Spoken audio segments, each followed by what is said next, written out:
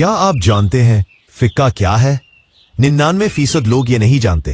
اسلامی علماء کے مطابق فقہ اسلام کا وہ علم ہے جس میں قرآن و سنت کی روشنی میں عملی زندگی کے احکام سمجھے اور بیان کیے جاتے ہیں۔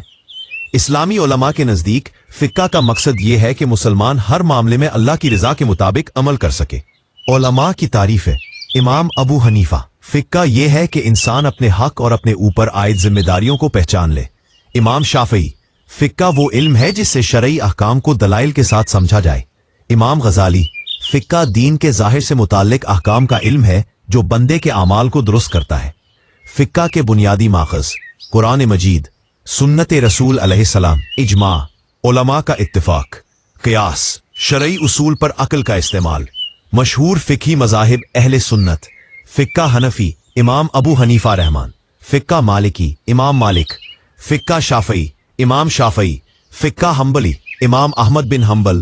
یہ تمام مذاہب قرآن و سنت ہی پر قائم ہیں، اختلاف صرف فہم اور طریقہ استنباط میں ہے۔